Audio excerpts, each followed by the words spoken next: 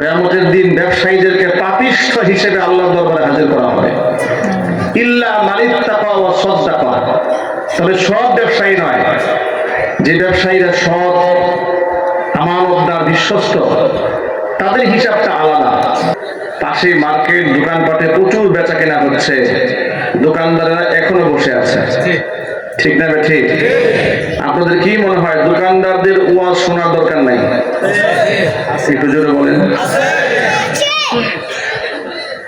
আমি অবাক হয়ে যাই যে যেদিন মহল্লায় ওয়াজ চলে, একদিনের জন্য কেনা বেচা বন্ধ করে আলেমদের মুখ থেকে বয়ান শুনলে ব্যবসায়ীরা কি ক্ষতিগ্রস্ত হবে? দুনিয়াতে আমরা এসেছি আল্লাহর গোলামি করার জন্য। ওমা খালাকতুল জিন্না ওয়াল ইনসা ইল্লা লিয়াবুদুন, মানুষ আর জিন জাতিকে শুধুমাত্র সৃষ্টি করেছেন আল্লাহ পাকের দাসত্ব করার জন্য। দুনিয়াতে বেঁচে থাকতে গেলে, আল্লাহ দাসত্ব করতে গেলে রিজিকের প্রয়োজন হয়। সেই রিজিকের সুবাদে কেউ ব্যবসা করেন, কেউ কৃষি কাজ করেন, কেউ চাকরি করেন, বিভিন্ন পেশায় মানুষরা নিয়োজিত হয়।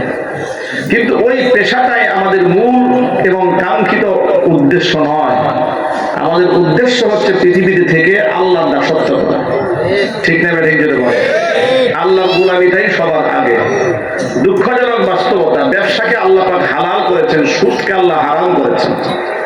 কিন্তু আজকের পৃথিবীতে অধিকাংশ ব্যবসায়ীরা অসৎ পন্থা অবলম্বন করে বিধায় নবী করিম সাল্লাল্লাহু আলাইহি ওয়াসাল্লাম ব্যবসায়ীদের ব্যাপারে ১,৫০০ বছর আগে একটা সতর্ক বাণী উচ্চারণ করেছেন।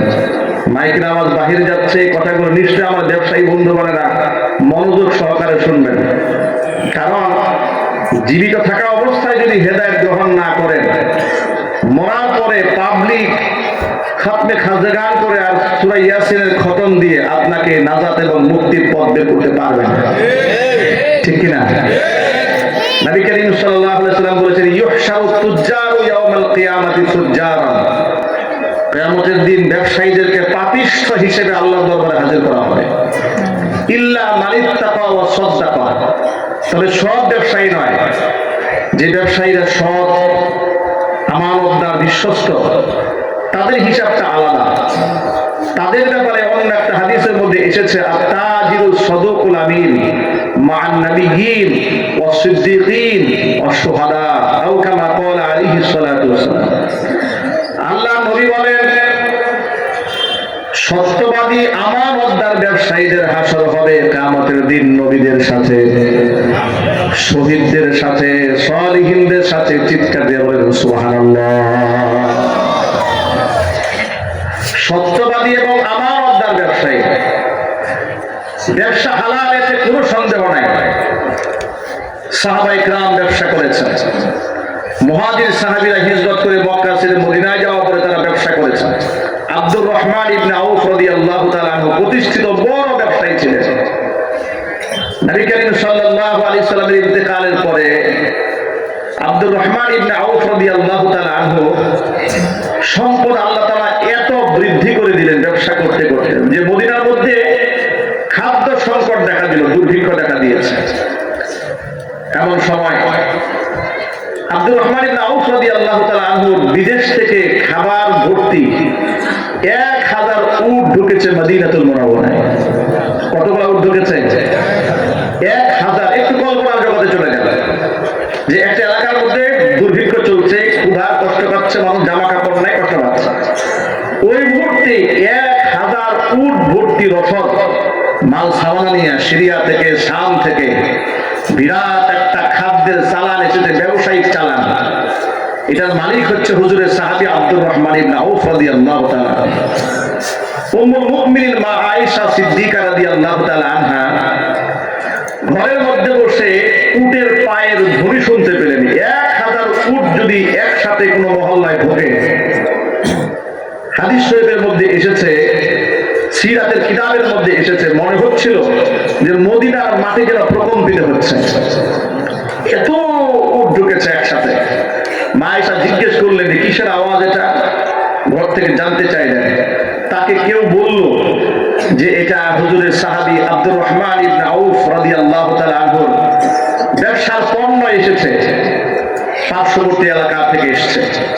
কতগুলো বলতে বিরাট বহর, 1000 উটের বহর এসেছে। এটা শুনে মায়েশা রাদিয়াল্লাহু তাআলা আনহা আব্দুর রহমান ইবনে আউফের জন্য দোয়া করলেন। এই কথাটা মায়েশা যে আব্দুর রহমান ইবনে আউফের সম্পদের জন্য দোয়া করেছেন, এই নিউজটা, এই আওয়াজটা, এই মেসেজটা, এই বক্তব্যটা আব্দুর রহমান ইবনে আউফের কানে কোন একজন ব্যক্তি পৌঁছে দিয়েছে যে রাসূলের স্ত্রী আমাদের মা উম্মুল মুমিনিন আপনার সম্পদের জন্য আল্লাহর কাছে দোয়া করেছেন।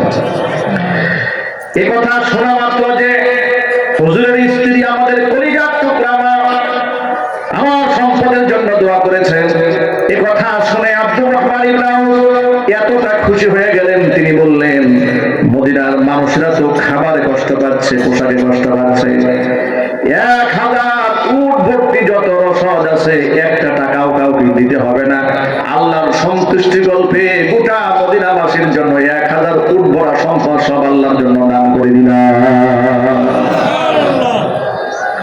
তারাও ব্যবসায়ী, তারাও ধনী, আমরাও ধনী, তাদের ব্যবসা আমাদের ব্যবসা, কত পার্থক্য দেখুন।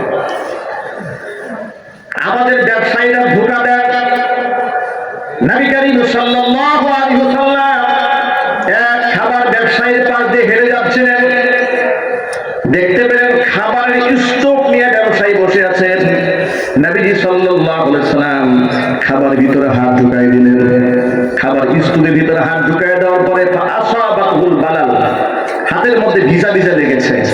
নবী করিম সাল্লাল্লাহু আলাইহি ওয়াসাল্লাম দোকানদারকে জিজ্ঞেস করলেন, এই ব্যবসায়ী লোকটাকে বলছেন যে খাবারের নিচে অংশে একটু ভিজা লাগলো, কারণটা কি? ব্যবসায়ী জবাব দিয়ে বলছেন, হে আল্লাহর রাসূল, আসাবাতুস সামা, বৃষ্টির পানি পড়েছিল, কিছু পানি ভিতরে ঢুকে গেছে। হুজুর বললেন, তাহলে তুমি এটাকে পরিবর্তন করে নিচে যে পানি পড়ে ভিজে গেছে এই খাবারগুলো উপরে উঠে রাখতা। যে ক্রেতা তোমার কাছে খাবারটা কিনতে আসবে সে তো দেখবে না যে নিচে কিছু অংশ ভিজা আছে, তুমি তো সমলে সব দিয়ে দিবা। সে শুকনা মনে করে খাবার কিনবে আর তুমি ভিজা সহ দিয়ে দিবে, কি এটা কি ধোঁকাবাজি হবে না? মনে রেখো, মানে রাস্তা ফালাইছে নিন্নি। হুজুর এরপরে বললেন, যে ব্যক্তি ধোঁকা দেয় সেই ব্যক্তি আমি মুহাম্মদ সাল্লাল্লাহু আলাইহি ওয়াসাল্লামের উম্মতের অন্তর্ভুক্ত নয়। ইসলাম আমাদেরকে একটা পূর্ণাঙ্গ জীবন ব্যবস্থা দান করেছে। চিৎকার দিয়ে আল্লাহু আকবার।